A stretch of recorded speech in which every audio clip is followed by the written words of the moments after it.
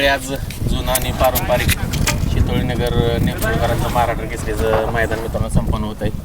मित्रांनो, आपल्याबरोबर बाई आहेत शंभूदादा आणि पाठीमागं तुम्ही बघतायच आपणा सर्वांचा काळीच पंचमेंद केसरी विवेकाचा शेवट सर्जा आणि या बाजूला बाजा. दोघं पण भाऊ आज गोलालाच पात्र झालेत. क्वार्टरचा गाव आहे ना, पण गोलाला आहे मित्रांनो. दोघं पण आज गोलाला राहिलेत. बाई नमस्कार. नमस्कार. काय सांगाल बाई, आज दोघं भाऊ गोलालाच पात्र आहेत? नाही, दोघं बाबा गुलालाच पात्र आहेत. त्या आम्हाला गुलाल पात्र झालं तर आनंद आहे. गुलाल पात्र राहिले तरी भरपूर झाला आम्हाला. बाया, ज्या पद्धतीने आता तुम्ही म्हटला की गुलाल क्वार्टरचा असू दे किंवा फायनलचा असू द्या, पण आपल्या कपाळाला गुलाल लागतोय, त्यांच्या आशीर्वादाने आपल्यासाठी भरपूर आहे. नाही, मागं पण सांगितलं होतं मी की मला त्याचा कसला क्वार्टरचा असो नाही तर फायनलचा असो, त्याचा गुलाल आपण त्याला धरणार का तर आणणार. आता तेवढे मी त्यांना माझं पोरग धरतो म्हणजे ती तेवढ्या कष्ट रक्ताचं पाणी करून पळतात, त्यामुळे त्याचा गुलाल तर घेणं काम आहे आपलं ना. आज नियोजन कसं केलं होतं? सर्जाचं नियोजन साहेबांनी केलं होतं आणि पण नशीब असं की गटाला सुद्धा कड, दोघांना पण कड लागली होती आणि सिमीला बी सर्जाला कडच लागली, त्यामुळं थोडं कमी पडली गाडी तोंडाला, पण क्वार्टरला राहिली, त्याचा आनंद आहे. जेव्हा दोन्ही भाऊ गुलाल घेतात त्यावेळेस काय आनंद असतो? म्हणजे एक नाही, आम्हाला दोन्ही भाऊ म्हणण्यापेक्षा कुणी एकाने घेतला तरी आनंद असतो. फक्त कदमवाडीच्या मैदानात किस्सा झाला होता की सर्जानी गटाला मार खाल्ला आणि बाजानी गट काढला आणि ज्यावेळेस सिमी पुकारल्या त्यावेळेस ही पोरं सगळे, आता मी एक जण कोणतरी थांबायला लागत होतं बैलापाशी म्हणून मी थांबलो होतो, तर सिमी पळाय सगळी, बाजा पण खाली गेला पळाय सिमी. तर म्हणजे वैयक्तिक मी पण रडलो, सर्जा पण रडत होता की अक्षरशः म्हणजे नाही का त्या मैदानाकडे बघून एवढ्या जोरात हामरायचा ना त्यो पहिला सिमी सुटायच्या आधी, एवढ्या जोरात हामरायचा ना आणि डोळ्यातनं इतकं टपाटपाटपाटा पाणी ना की म्हणजे मी बसलो होतो तिथं, तर मी उठून त्याला मिठी मारली होती, डोळं पुसलो त्याचं की जाऊन दे म्हणून, म्हणजे इतकं त्याला ज्ञान आहे.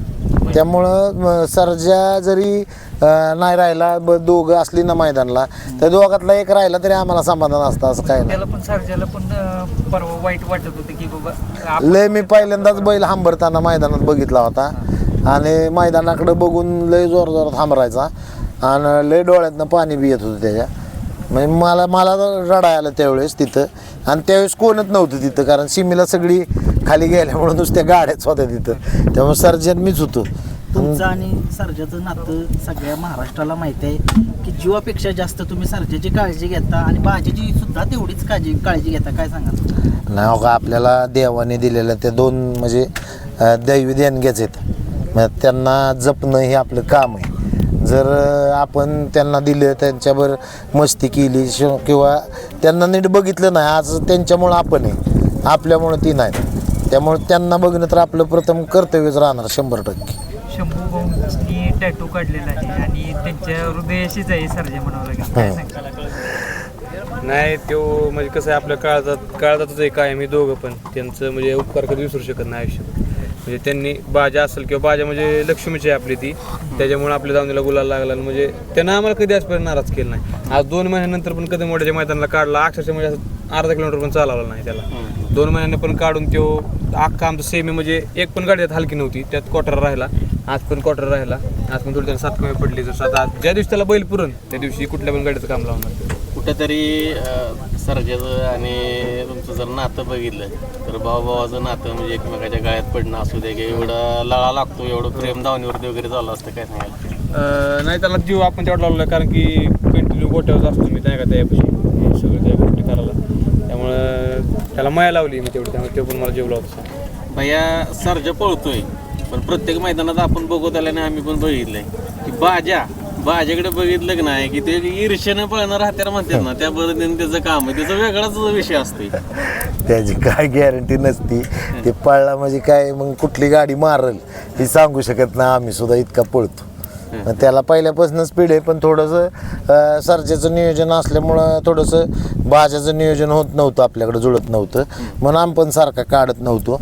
आता तो झाला एक 3-4 त्यामुळे जास्त त्याला नव्हतं लई काढत नव्हतो आम्ही.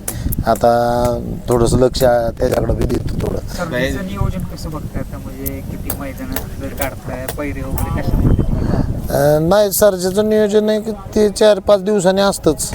असं काय नाही की सर्जेचं नियोजन म्हणजे किती दिवसांनी किंवा कोण असं काय नाही. आपल्या डोक्याला लागलं बैल फ्रेश वाटला तर काढायचं, नाही तर बैल नाही काढत. तसं आपण बैल जर वाटलं ना आपल्याला बैल नाही म्हणजे वाटत नाही बरोबर, त्यावेळेस बैल काढायचा. बायाकडून त्याचा चढ उतार भरपूर राहिले, त्याच्या ह्याच्यामध्ये भरपूर संघर्ष देखील आहे. पण तुम्ही कायम पाठीशी आणि प्रत्येक वेळेस तुम्ही सांगत असता की 10 वेळा जरी हार झाली, एक मैदानाच्या विजयातून तुम्ही माझं सगळा सर भरून काढतो. हो 100% ना. म्हणजे मी किती जरी वेळा आता मी म्हणजे 2 मैदानं मार खाऊ द्या, 3 मैदानं मार खाऊ द्या, जे 3-4 मैदानानंतर तो फायनलला राहिला की त्यांनी सगळं आता मध्ये दोन्ही हिंद केसरीची मैदान लागोपाठ तो गोलालाच राहिला. म्हणजे आपल्याला त्या दोन्ही हिंद केसरीची अपेक्षा सुद्धा म्हणजे नव्हती, का तर पायऱ्याचे प्रॉब्लेम चालू होते त्यामुळं अपेक्षा नव्हती. पण त्यांनी दोन्ही हिंद केसरी गाजवली, त्यात आपल्याला समाधान आहे. प्रत्येक वेळेस तो म्हणजे तुमच्या शब्दाला खडा उतारलाय आणि तुम्ही ज्या पद्धतीने म्हटला की अटॅचमेंट एक वेगळ्या पद्धतीची झाली, त्याला पण जाण आहे की बाकी आपल्यासाठी काय करते ना, आपण किती केलं पाहिजे. नाही 100% त्याला जाण आहे. का तर म्हणजे मी म्हणतोय सर्जाचं आहे म्हणून नाही, प्रत्येक गाडा मालकाने प्रत्येक बैलाला तेवढा जीव लावला तर 100% होऊ शकते अटॅचमेंट. पण तेवढी प्रत्येकाने लावला पाहिजे मनापासून. नुसतं मी म्हणून नाही, आता वैयक्तिक मी लावतो म्हणून आता ते पण लावतात का नाही आपण सांगू शकत नाही दुसऱ्याचं. पण मी कायम ही दोघं आहेत ती माझ्या पोरागतच धरलेली असतात सारखी. म्हणजे प्रेक्षकांना एक उत्सुकता आहे की सर्जा आणि मथुर यांना पळावी जोडी एकत्र. नाही ती घरचीच गाडी आहे. झालंय बाईंचं बोलणं माझं बी पाळायचं त्या बी पाळवायची ती. आता मथुर मुंबईला आहे काहीतरी, आता मुंबईवरनं बघू. आता इथं खाली आल्यावर काय दादांना फोन केला, दादा म्हणतात ती केव्हा पळवायची तेव्हा पळव कधी तुम्हाला. काय सांगाल, एवढं वय झालं तरी तो फायनलमध्ये चांगल्या मोठ्या विजय मिळवतोय.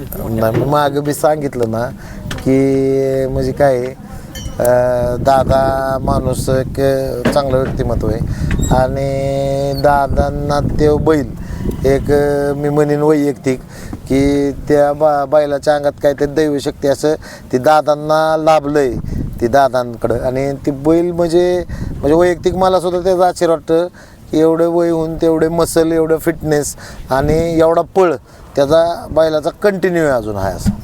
शंभू भाऊंचा कॉल असते दादांना काय त्या दिवशी मराठवाड्यामध्ये मैदान होतं, तिथे दादांची क्रेज बघून कसं काय वाटलं? नाही दादा म्हणजे काय म्हणतात हवा आहे दादा क्षेत्राच्या.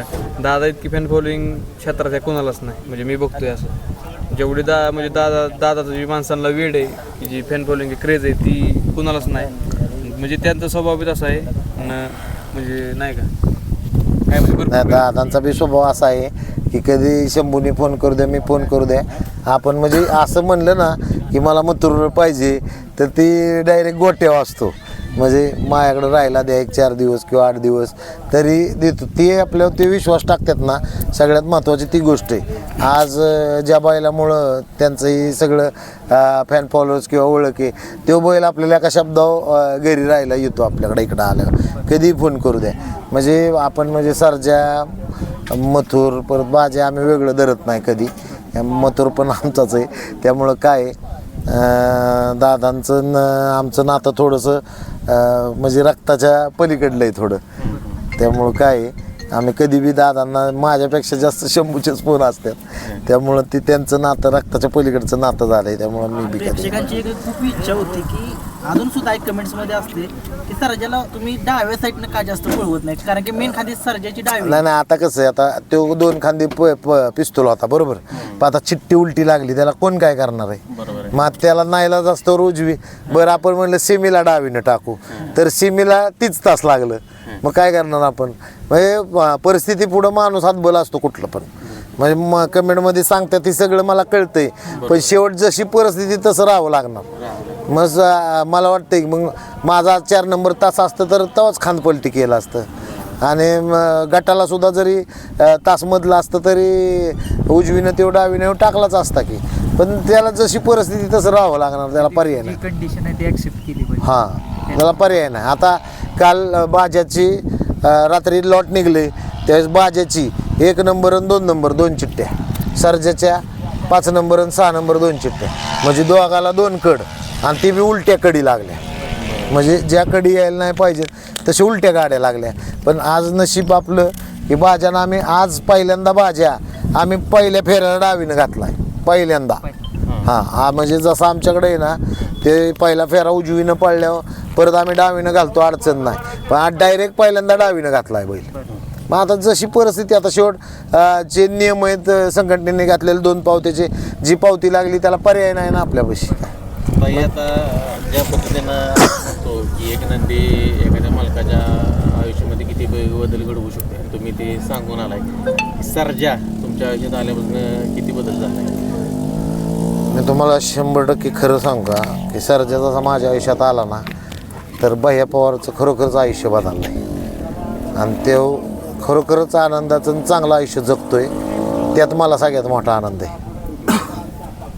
चालेल, धन्यवाद आणि शुभेच्छा. पुढचं नियोजन कधी असणार आहे फक्त? कुठल्या दिशेला? आता पुढचं नियोजन सांगतो, कारण काय आहे आपण बैल घरी नेल्याशिवाय काही नियोजनच करत नाही, सांगत नाही, म्हणजे मैदानात नियोजनच करत नाही कोणाचं. जवळपास 3 ते 4 दिवसाच्या शक्यतो तर 26 तर चाललंय, बघू.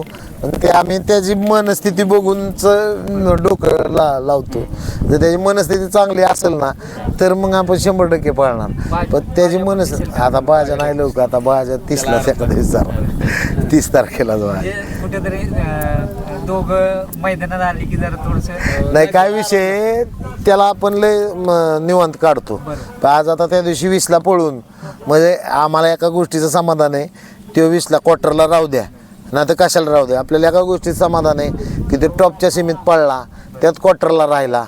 कसं अजून म्हणजे मध्ये नाही ते. रायनाची गाडी सुद्धा ती आप्पांची आपलीच आहे, घरची गाडी, त्याचा काही विषय नाही. त्यामुळं आप्पांचा रायना राहिला तरी आनंद आहे, काही विषय नाही. आज सुलतान राहिला, ती सुद्धा आमचीच मामाची सोनं मामाचाच मुलगा, त्यामुळे ती सुद्धा गाडी राहिली, आनंद आहे. त्याबद्दल आपल्याला काहीच नाही. गाडी क्वार्टरला राहू द्या, गुलालाची 2 बोटं जरी त्यांच्या अंगावर पडली तेच समाधान आहे. त्यामुळं फक्त बैल आपली किती पळतात ही आपल्याला बघून समाधान मिळतं. चांगल्या प्रतीचं पळे बैलांचा एवढं बघून समाधान मिळतं. ती क्वार्टरला राहिली किंवा फायनल राहिली याचा काही विषय नाही. आपण फक्त गुलाल पडला यात आपण समाधान आहे. फिटनेस वरती काम काय सुरुवात केली काय सुद्धा जिमचे व्हिडिओज वगैरे आम्हाला इंस्टाला पाहिजे. नाही अजून व्यायाम नाही चालू. ह्यांच्यामुळं ती जुना व्हिडिओ आहे, म्हणजे सर्जा घ्यायच्या आधीचा व्हिडिओ आहे. ते सर्जा घेतल्यापासून मला सवड नाही होत जिमला जायला, कारण ह्याचं नियोजन बघता माझा दिवस कसा जातो ती कळत नाही. कारण काही पोरं सगळी गोट्यावर जातात, मला कामधंदा थोडा बघून म्हणजे आहेत आपले प्लॉट बिझनेस 2-3 बघून मग हे करायचं म्हणलं की जुळत नाही एवढं सगळं. चालेल भैया, धन्यवाद आपला वेळ दिल्याबद्दल आणि शुभेच्छा. आभार आहे.